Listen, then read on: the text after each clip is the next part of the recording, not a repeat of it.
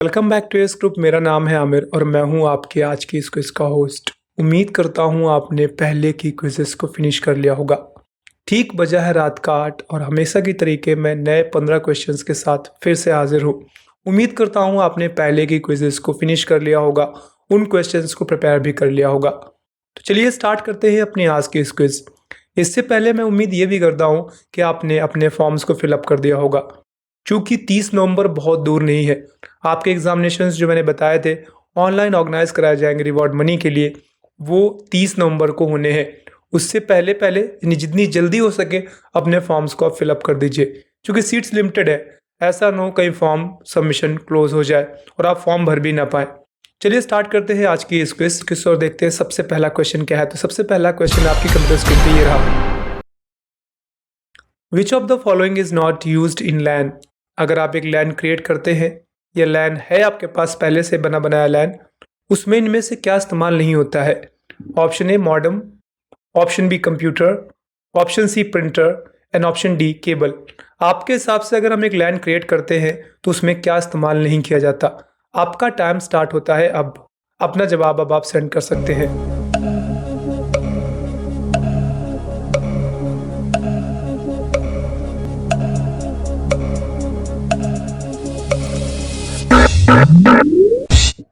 तो उम्मीद करता हूँ आपने जवाब को कर दिया होगा सेंड और ये समय है कि आपके द्वारा दिए गए जवाब को वेरीफाई किया जाए।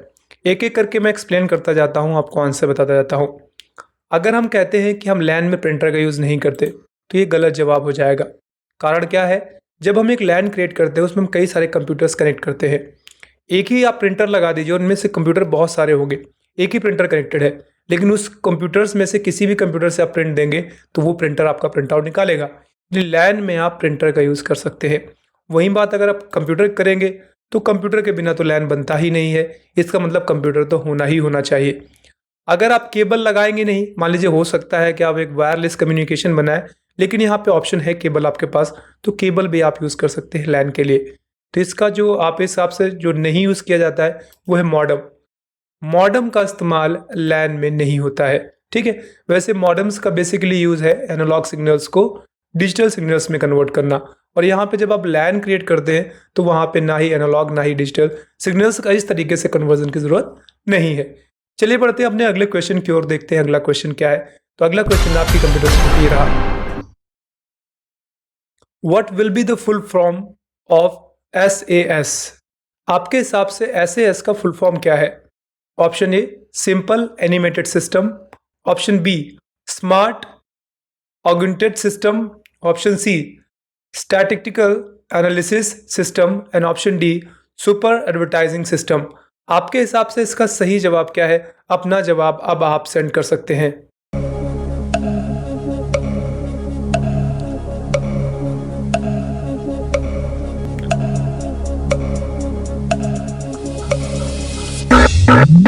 उम्मीद करता हूं आपने अपना जवाब सेंड कर दिया होगा और अब ये सही समय है आपके द्वारा सेंड किए गए जवाब को वेरीफाई किया जाए। इसका सही जवाब है स्टैटिस्टिकल एनालिसिस सिस्टम, ठीक है। उम्मीद करता हूं आपका ये जवाब सही होगा। मुझे ये भी पता है कि अब आप जब क्वेश्चंस अपीयर करने के लिए बैठते हैं तो आपको डेली बेसिस पे कई सारे ऐसे क्वेश्चंस मिलते हैं जो आप पहली बार सुन रहे हैं। मैटर ये नहीं करता कि आपका आंसर सही जा रहा है या नहीं जा रहा है। एटलीस्ट जब आप उन क्वेश्चंस को पढ़ते हैं या देखते हैं तो कम से कम आपको उनका आंसर्स पता चल जाता है। अगली बार कभी अगर आपको वो क्वेश्चन आपके सामने आएगा तो आप ये तो नहीं कहेंगे ये क्वेश्चन आपने पहली बार सुना है। क्यों? क्योंकि एक बार एटलीस्ट आप सुन चुके होंगे, तो ऑप्शन ज़्यादा होंगे कि आप उस समय सही जवाब दे पाएंगे। चलिए बढ़ते अगले क्वेश्चन की ओर, देखते हैं अगला क्वेश्चन क्या है। अगला क्वेश्चन आपने कंप्यूटर स्क्रीन पर था। When was DigiLocker launched. DigiLocker कब लॉन्च किया गया था। Option A 2015, option B 2016, option C 2017 and option D 2018। थोड़ा सा मैं आपको एक्सप्लेन कर दूं। डिजी लॉकर एक प्रकार के डिजिटल वॉलेट के तरीके है। जैसे आमतौर पर हम अपनी फ़ोटोज़ को गूगल ड्राइव पे रखते हैं या कोई दूसरा क्लाउड स्टोरेज यूज़ कर सकते हैं, जैसे ड्रॉप बॉक्स है। ऐसे ही डिजी लॉकर भी एक फैसिलिटी है जिसमें अगर आपके पास आधार कार्ड है तो आधार कार्ड से आप डिजी लॉकर क्रिएट कर सकते हैं। उसमें अपने इंपॉर्टेंट डॉक्यूमेंट जैसे ड्राइविंग लाइसेंस है, पैन कार्ड है वगैरह को आप स्कैन करके रख सकते हैं। रास्ते में कभी पुलिस आपसे डीएल मांगे तो आप डिजी लॉकर दिखा सकते हैं और वो वैलिड होगा फुल्ली। सवाल ये है डिजी लॉकर लॉन्च कब किया गया था। तो ऑप्शन मैंने आपको बता दिए हैं। अपना जवाब अब आप सेंड कर सकते हैं। आपका टाइम स्टार्ट होता है अब।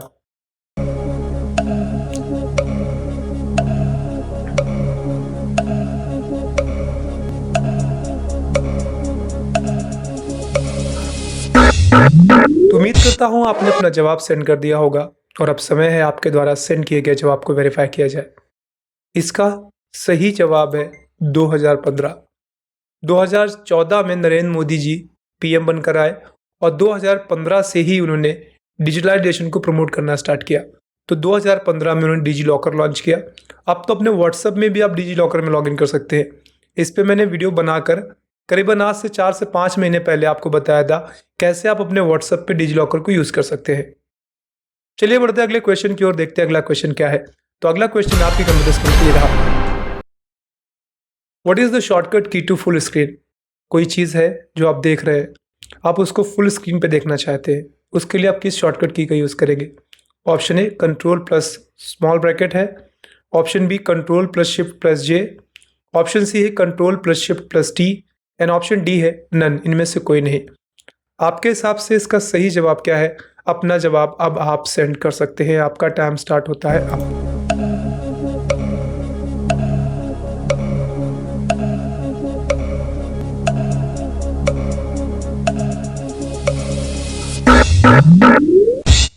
तो उम्मीद करता हूं आपने अपना जवाब सेंड कर दिया होगा और अब समय है आपके द्वारा सेंड किए गए जवाब को वेरीफाई किया जाए। इसका सही जवाब है कंट्रोल प्लस शिफ्ट प्लस जे। अगर आपको किसी चीज़ को फुल स्क्रीन पे देखना हो तो आप इस शॉर्टकट की का यूज़ कर सकते हैं। आपको वो कंटेंट फुल स्क्रीन पे आ जाएगा और आप उसको देख पाएंगे। चलिए बढ़ते हैं अगले क्वेश्चन की ओर, देखते हैं अगला क्वेश्चन क्या है। अगला क्वेश्चन आपकी कंप्यूटर स्क्रीन पे ये रहा। What is the default font size in LibreOffice Calc. अगर आप लिब्रे ऑफिस यूज़ करते हैं जिसमें कैल्क, राइटर या Impress, Word, Excel, PowerPoint की जगह पे यूज़ किए जाते हैं। सवाल ये है अगर आप कैल्क ओपन करते हैं और उसमें कुछ मैटर टाइप करते हैं तो उसका डिफ़ॉल्ट साइज क्या होता है। जैसे कि एमएस वर्ड में आपका 11 होता है। कुल मिला के यहाँ पे सवाल ये है कैल्क में जो कि लिब्रे ऑफिस सूट का है। Option A 14, option B 16, option C 12 and option D 10। आपके हिसाब से लिब्रे ऑफिस कैल्क का डिफ़ॉल्ट साइज कितना होता है फ़ॉन्ट का। अपना जवाब अब आप सेंड कर सकते हैं।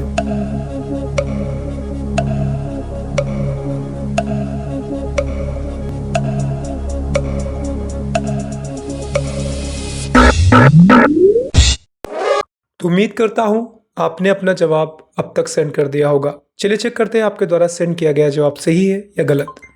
इसका सही जवाब है 10। अगर आप लिब्रे ऑफिस यूज़ करेंगे, आपने खोला है राइटर या खोला है कैल्क, अगर आप कोई भी मैटर टाइप करना स्टार्ट करेंगे तो उसका बाय डिफ़ॉल्ट साइज 10 रहता है। उम्मीद करता हूं आपका जवाब सही होगा। चलिए बढ़ते हैं अगले क्वेश्चन की ओर, देखते हैं अगला क्वेश्चन क्या है। अगला क्वेश्चन आपकी कंप्यूटर स्क्रीन पर ये रहा।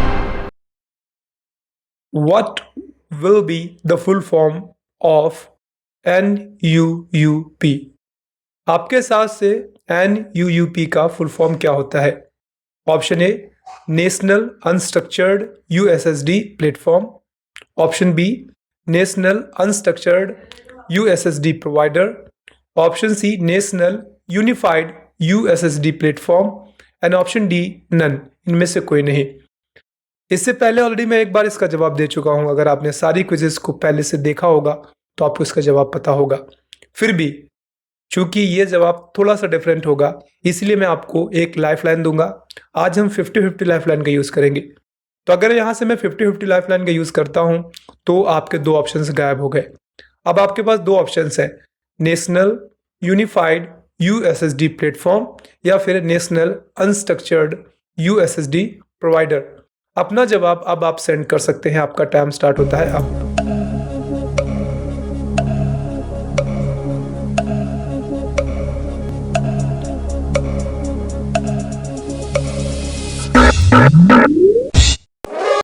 तो उम्मीद करता हूं आपने अपना जवाब सेंड कर दिया होगा और अब समय है आपके द्वारा सेंड किए गए जवाब को वेरीफाई किया जाए।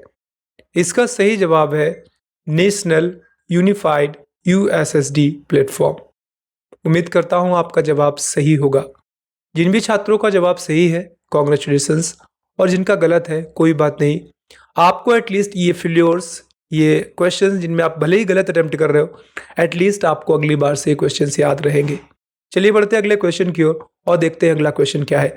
अगला क्वेश्चन आपकी कंप्यूटर स्क्रीन पर ये रहा। What is the maximum amount that can be transferred through UPI? अगर आप यूपीआई ट्रांजैक्शन करते हैं जैसे फोन पे, गूगल पे, पेटीएम, तो आप एक बार में कितना मैक्सिमम अमाउंट ट्रांसफर कर सकते हैं अपने अकाउंट से किसी और अकाउंट पे? ऑप्शन ए 40,000 रुपए, ऑप्शन बी 1,00,000 रुपए, ऑप्शन सी 10,000 रुपए एंड ऑप्शन डी 20,000 रुपीज। आप फोन पे, गूगल पे या पेटीएम के थ्रू एक बार में मैक्सिमम कितना पैसा ट्रांसफर कर सकते हैं? आपका टाइम स्टार्ट होता है अब।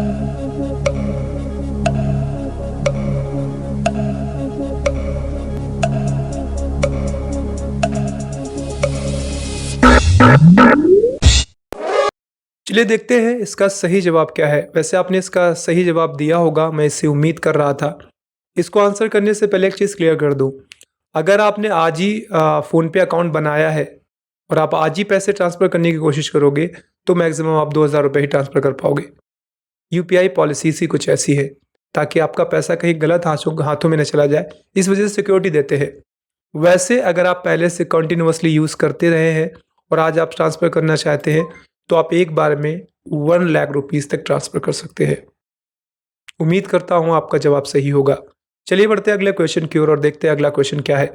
अगला क्वेश्चन आपकी कंप्यूटर स्क्रीन पर रहा। Which of the following measures the speed of a printer? अगर आप एक प्रिंटर यूज़ करते हैं और प्रिंटर की स्पीड आपको मेज़र करनी है तो उसके लिए किसका यूज़ करते हैं? ऑप्शन ए सीपीएम कैरेक्टर पर मिनट, यानी 1 मिनट में कितने कैरेक्टर्स प्रिंट करता है। एलपीएम लाइन पर मिनट, यानी लाइंस कितनी प्रिंट करता है। डीपीआई डॉट्स पर इंचेस, 1 इंच स्पेस में कितने डॉट्स जनरेट करता है।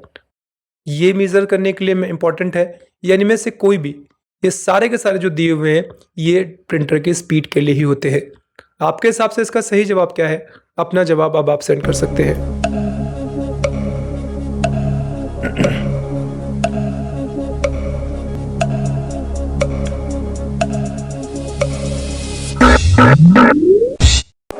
तो उम्मीद करता हूं आपने अपना सही जवाब सेंड कर दिया होगा और अब समय है आपके द्वारा सेंड किए गए जवाब को वेरीफाई किया जाए।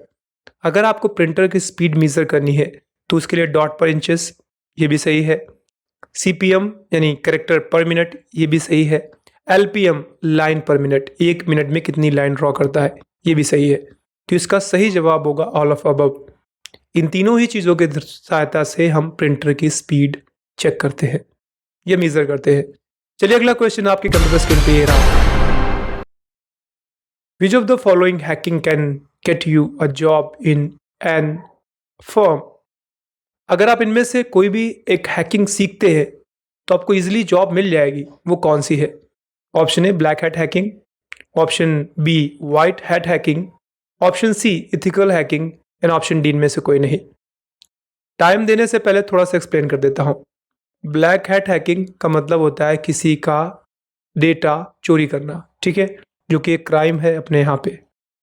वाइट हैट हैकिंग का मतलब होता है कि आप एक प्रकार से कह सकते हो कि जब कोई ज़रूरत पड़ती है कभी, तब आप किसी का डेटा एक्सेस करते हो लेकिन उससे किसी का नुकसान नहीं होता।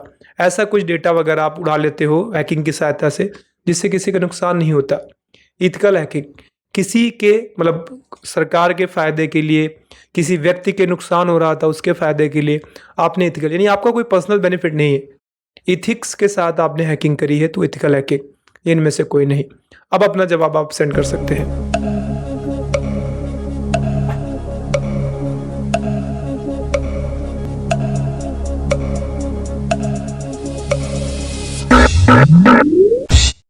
उम्मीद करता हूं आपने अपना जवाब सेंड कर दिया होगा और अब समय है आपके द्वारा सेंड किए गए जवाब को वेरीफाई किया जाए। इसका सही जवाब है, अगर हम बात करें इनमें से कौन सी, तो इसका सही जवाब है इथिकल हैकिंग।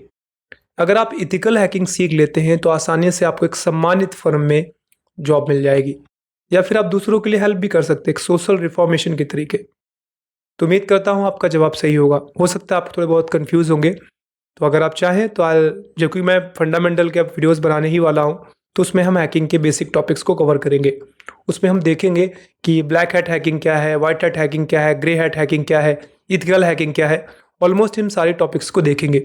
तो बहुत जल्द फंडामेंटल क्लासेस आपकी स्टार्ट होगी और उन फंडामेंटल क्लासेस में हम थोड़े बहुत हैकिंग की बेसिक्स तो समझेंगे ही समझेंगे, एंटीवायरसेस को समझेंगे, वायरसेस को समझेंगे, ये किस तरीके से कार्य करते हैं। चलिए बढ़ते अगले क्वेश्चन की ओर, देखते हैं अगला क्वेश्चन क्या है। अगला क्वेश्चन आपकी कंप्यूटर स्क्रीन पर ये रहा। Internet is also known as, इन इंटरनेट को और भी नाम से जाना जाता है। ऑप्शन ए नेट के नाम से, ऑप्शन बी नैट के नाम से, ऑप्शन सी निट के नाम से, एंड ऑप्शन डी इनमें से कोई नहीं। आपके हिसाब से इसका सही जवाब क्या है? अपना जवाब अब आप सेंड कर सकते हैं।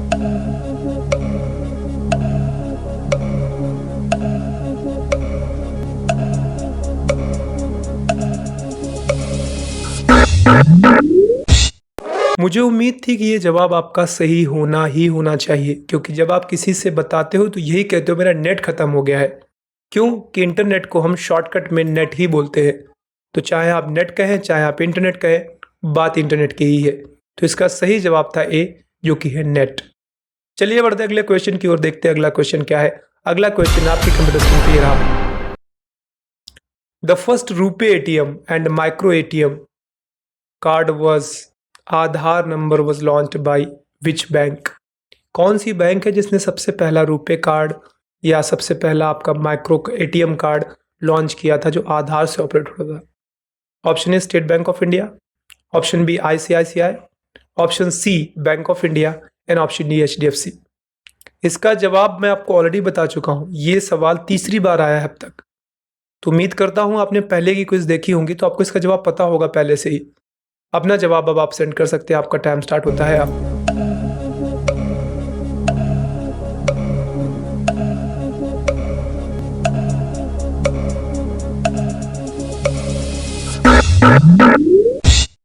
तो आपका टाइम समाप्त हो गया है और इस क्वेश्चन का सही जवाब था बैंक ऑफ इंडिया।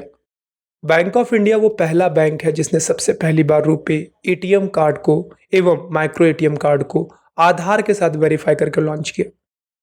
तो जैसा कि मैंने आपको बताया, मैं तो पहले ही बता चुका हूं इसका जवाब। तो इसका जवाब आपका सही होना चाहिए था। अगर सही है तो कॉन्ग्रेचुलेशंस, कम से कम आपकी पढ़ाई काम आ रही है। चलिए बढ़ते अगले क्वेश्चन की ओर, देखते हैं अगला क्वेश्चन क्या है। अगला क्वेश्चन आपकी कंप्यूटर स्क्रीन पे ये रहा। How much data can a typing CD usually store.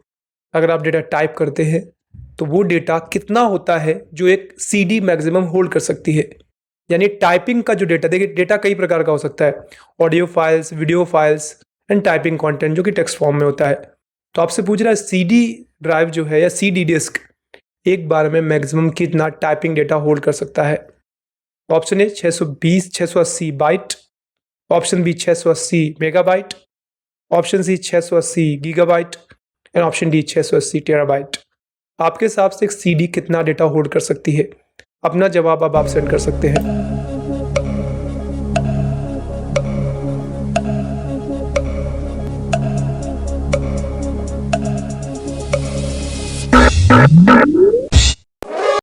तो उम्मीद करता हूँ आपने अपना सही जवाब सेंड किया होगा अब तक, और समय है कि आपके द्वारा सेंड किए गए जवाब को वेरीफाई करके मैं ये भी बताऊं कि आपका जवाब सही था या गलत था। सही जवाब है 680। एक CD कैसेट अगर आप टेक्स्ट रूप में डेटा क्रिएट करते हैं तो मैक्सिमम 680 MB डेटा ही स्टोर कर सकता है।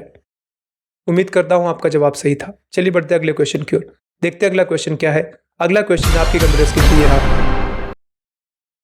Which of the following font size is not available in font size drop down button? आपने वर्ड यूज़ किया है, एक्सेल यूज़ किया है, पावर पॉइंट यूज़ किया है।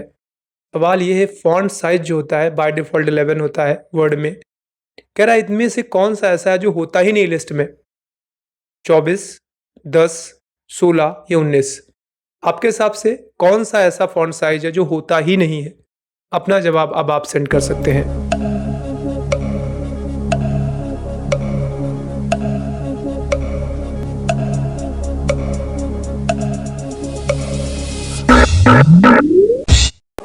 उम्मीद करता हूं आपने अपना जवाब सेंड कर दिया होगा। समय है आपके द्वारा सेंड किए गए जवाब को वेरीफाई किया जाए। इसका सही जवाब है 19।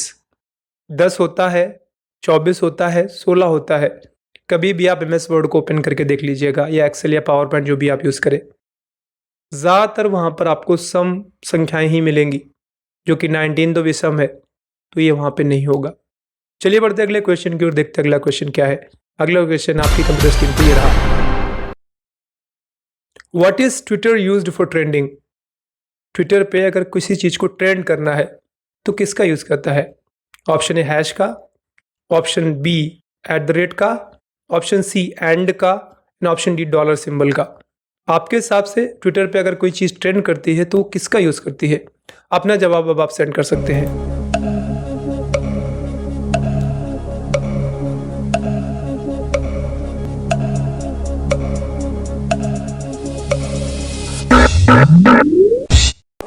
उम्मीद करता हूं आपने अपना जवाब सेंड कर दिया होगा और अब समय है आपके द्वारा सेंड किए गए जवाब को वेरीफाई किया जाए।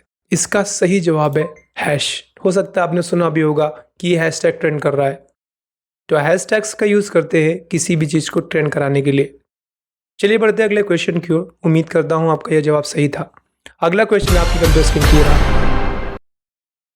विच of the following application is launched by IRTC और railway passengers? Indian railway ticket council आप ये कह सकते हो। IRTC ने कौन सा एक एप्लीकेशन लॉन्च किया है इंडियन पैसेंजर्स के लिए जो कि ट्रेन में सफ़र करते हैं? ऑप्शन ए है IRCTC, civil app, CVIGIL app, option C Rail Connect app, and option D इनमें से कोई नहीं। आपके हिसाब से रेलवे ने कौन से एप्लीकेशन को लॉन्च किया है ताकि उनके पैसेंजर्स को थोड़ी और सहूलियत हो जाए? आपका जवाब अब आप सेंड कर सकते हैं।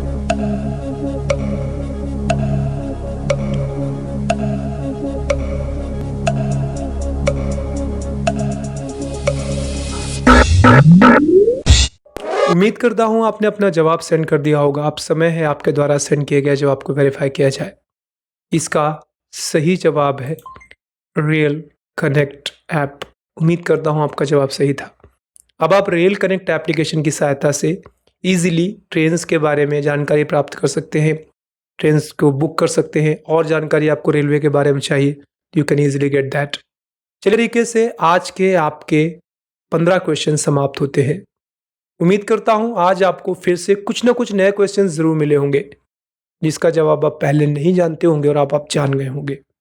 कल ठीक रात 8 बजे मैं फिर से आपको मिलूंगा नए 15 क्वेश्चंस के साथ। उम्मीद करता हूं ठीक रात 8 बजे आप वापस मुझे लाइव मिलेंगे। तब तक के लिए अपना ख्याल रखिए, कंप्यूटर सीखते रहिए। Bye bye and take care.